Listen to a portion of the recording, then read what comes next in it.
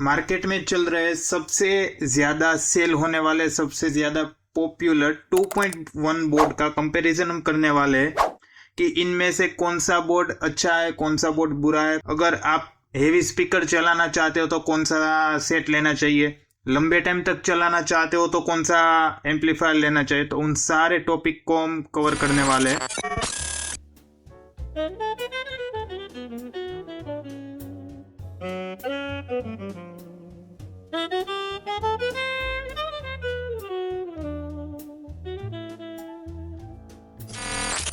तो ये देखिए गाइज, मैं आपको साइड में ओरिजिनल TPA 3116D2 IC का फोटो दिखा रहा हूँ और आप 1 बाय 1 देखते जाइए सभी के बोर्ड की IC।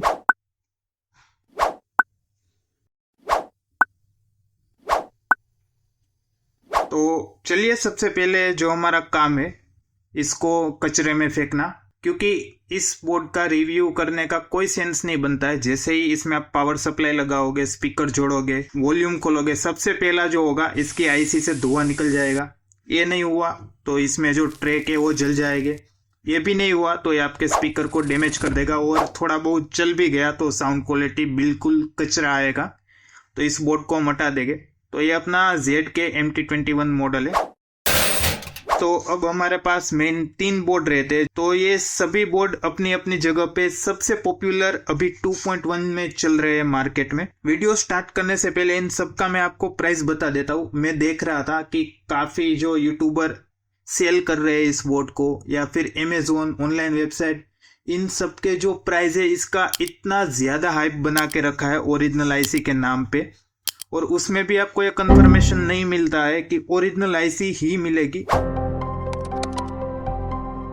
ये अपना नॉर्मल 2.1 रेड बोर्ड है, उसका मॉडल नंबर है देखिए CA3116P मॉडल नंबर का अपना ये बोर्ड है। इसका जो अभी करंट प्राइस चल रहा है मेरे पास वो 580 रुपीज है ओनली। उसके बाद ये है अपना ब्लू कलर का, जिसका मॉडल नंबर है CA3169B ओरिजिनल IC में। इसका जो प्राइस अभी मेरे पास चल रहा है वो 1650। उसके बाद गाइज आ जाते हैं अपने इस TB21। इसमें भी 2 जनरेशन के बोर्ड आते हैं, जिसमें कि आपको USB मिलेगा नहीं मिलेगा, इस प्रकार के इसके 2 जनरेशन है। तो अपना ये लेटेस्ट जनरेशन 2 का बोर्ड है, जिसका जो अभी प्राइस चल रहा है मेरे पास वो सिर्फ 1750 चल रहा है। तो ये देखिए, ये जो अपना 2.1 बोर्ड है बिल्कुल एक कॉम्पैक्ट रेड PCB में देखने को मिल जाता है, और इसमें आपको बेस यानी कि सब ऊपर का वॉल्यूम, ट्रेबल यानी कि आपके लेफ्ट राइट चैनल का वॉल्यूम और टोटल वॉल्यूम देखने को मिल जाता है। इस बोर्ड में आपको सिर्फ इनपुट का ऑप्शन मिलता है, जिसमें आप RCA, ऑक्स पिन या फिर डायरेक्ट 3 पिन कनेक्टर का यूज करके इस बोर्ड को इनपुट दे सकते हो। बिल्ड क्वालिटी की बात करें, हीट सिंक भी काफी डिसेंट क्वालिटी की हीट सिंक है। देखिए, ये कुछ इसकी हीट सिंक रहने वाली है। और इसमें जो इंडक्टर लगे हुए वो ओपन इंडक्टर है, तो इसको आप लॉन्ग रन में या लंबे टाइम तक कंटिन्यू प्ले करोगे तो ये थोड़े से हीट होते हैं। चलिए, उसके बाद हम बात करते हैं अपने इस TB21 मॉडल की। तो इसका जो लुक, इसकी जो बिल्ड क्वालिटी है नेक्स्ट लेवल है। अभी जो आपको फोटो दिखाई रही है सेम इसी प्रकार का ये पूरा बिल्ड होके रेडी हो जाता है।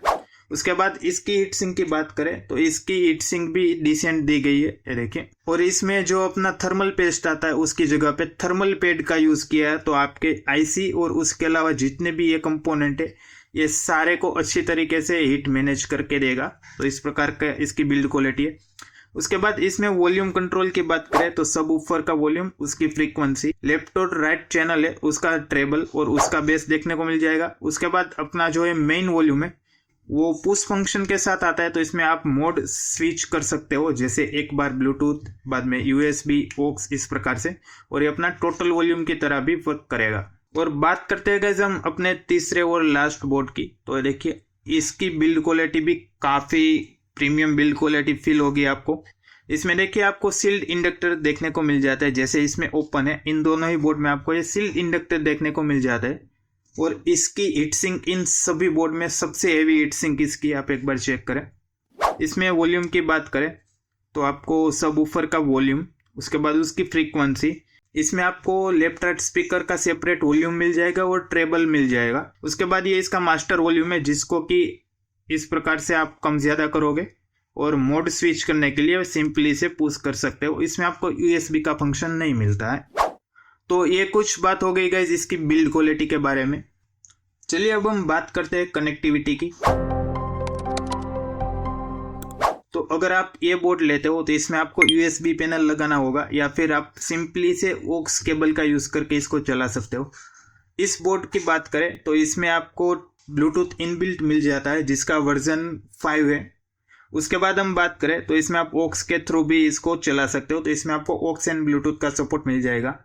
ये अपना फुल्ली फंक्शनल बोर्ड है, इसमें ब्लूटूथ का भी वर्जन 5 मिलता है, उसके बाद आपको ऑक्स का सपोर्ट मिलता है, USB का सपोर्ट मिलता है। तो ये पूरा कंप्लीट एम्पलीफायर है, सारे आपको इनपुट के फंक्शन देखने को मिल जाएंगे।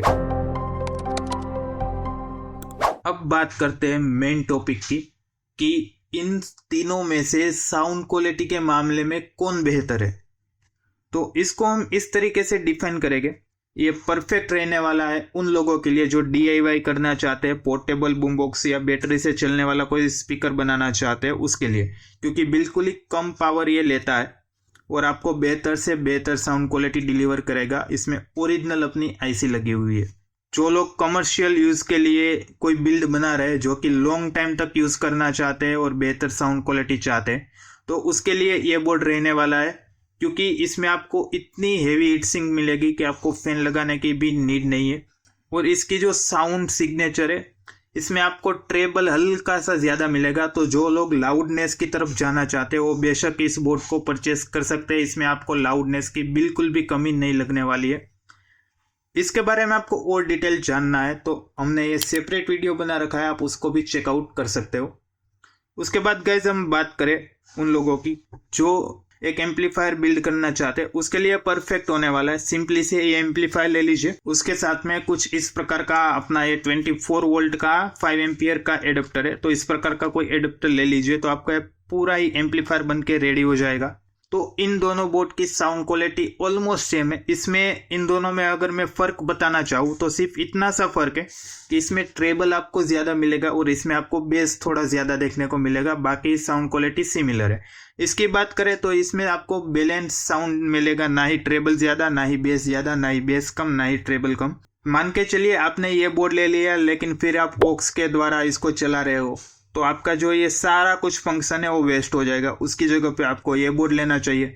उसके बाद आपने ये बोर्ड ले लिया और अलग से 200 रुपये का USB पैनल लगा रहे हो और उसमें पेन ड्राइव लगा के चला रहे हो, तो उसकी जगह पे आपको ये बोर्ड लेना चाहिए।